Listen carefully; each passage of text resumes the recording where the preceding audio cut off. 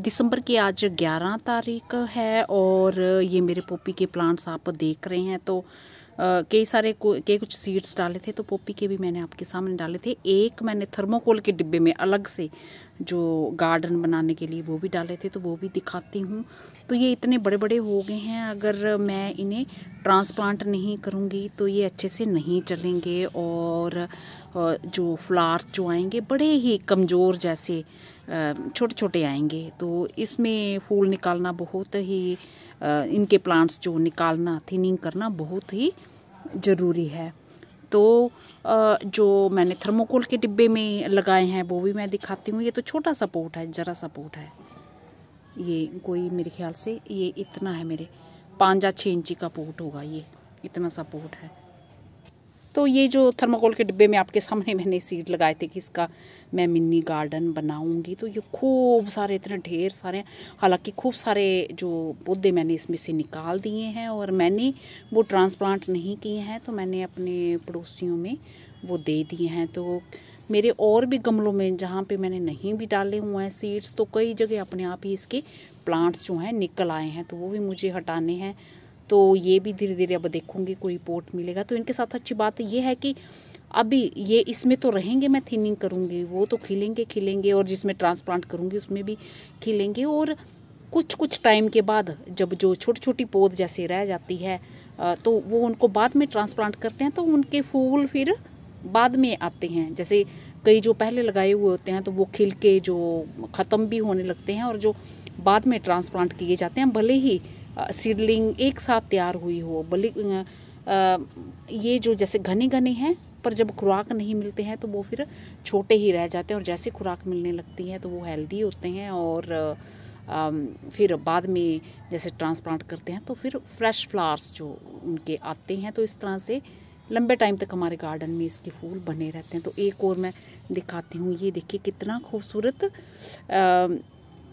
Cross pollination से, ये देखो ये विंका का देखो किस तरह से बन गया है।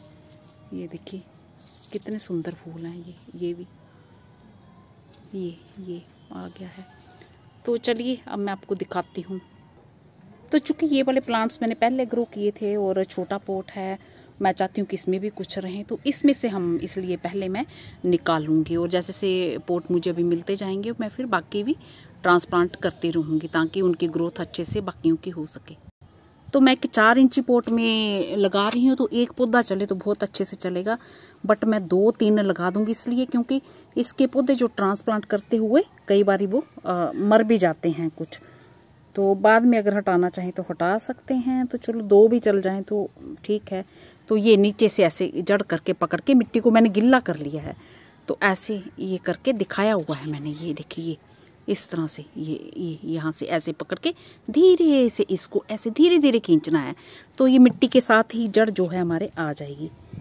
ये देखिए ये आ गई है, पर इसके साथ ये एक और पौधा भी खींच गया है, आ गया है। तो एक आधा मैं और खींचती हूँ, फिर मैं बताती हूँ। तो एक पौधा और मैंने घनी जगह से खींच लिया ताकि बाकियों को अच्छे से बढ़ने की जगह मिल सके।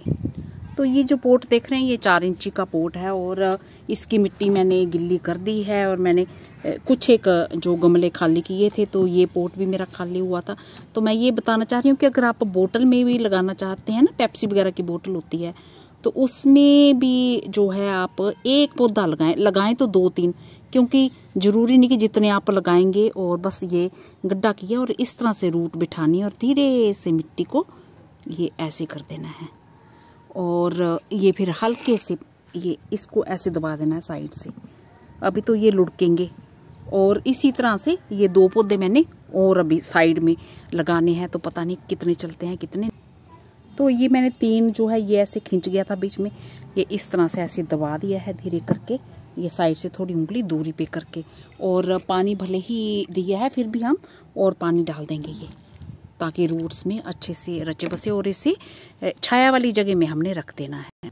तो ये यहाँ कल भी पौध मैंने और ये ट्रांसप्लांट की थी थोड़ी सी, तो यहाँ पे जल्दी छाया आ जाती है। तो ये बड़े बड़े पौधे हैं, ये जैसे ये बैंगन वगैरह मेरे लगे हुए हैं, तो यहाँ पे मैंने रख दिया है। और फिर धीरे धीरे धूप का टाइम बढ़ाना है, और इसे अभी जो पौधों को खड़े होने में थोड़ा टाइम लगेगा, तो अभी हमें कुछ भी पता नहीं है कि हमारे ये एक पौधा चलता है, 2 चलते हैं या तीनों चल पड़ते हैं, या फिर कोई भी नहीं चलता है। कई बार ऐसे भी होता है कि खींच के लगाए हुए रूट्स जो हैं वो चलते भी नहीं हैं, पर फिर भी मौसम जैसे ठंडा है तो काफ़ी सारे जो पौधे हैं मेरे चल ही पड़ते हैं। ये देखा है तो मैंने ट्रांसप्लांट ऐसे कर लेती हूँ।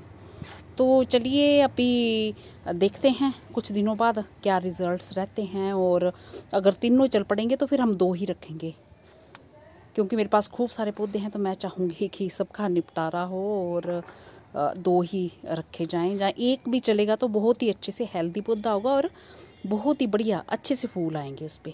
तो पॉपी के पौधों की सबसे अच्छी खास बात यह है कि ये शैलो ट्रे में भी जो लग जाते हैं। तो मैंने पुराने वीडियोस बनाए हुए हैं, उन पे आप सर्च कर सकते हैं। थोड़ी सी मिट्टी जिनमें आए, ड्रेनेज सिस्टम बढ़िया होना चाहिए, और शैलो ट्रे में भी इन्हें रख सकते हैं। और जब फूल आने लगते हैं तो जो 4-5 घंटे की सुबह की धूप इनके लिए काफ़ी है, क्योंकि फूल बड़े नाजुक होते हैं और तेज़ धूप में फिर वो उनकी लाइफ कम हो जाती है।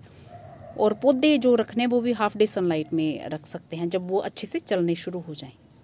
और 10 इंची के पोट में आप 8-10 पौधे लगा सकते हैं। तो इनके साथ ऐसा है कि इन्हें जितनी ज़्यादा खुराक मिलती है उतने हेल्दी प्लांट्स होते हैं और उतने ही हेल्दी जो है फ्लावर्स आते हैं। और बहुत सारी पौध तैयार कर रखी हुई है तो फिर हम थोड़े ज़्यादा लगा देते हैं, तो फिर उसी हिसाब से फूलों का साइज़ होता है। इसके साथ नमस्ते जी, शुक्रिया।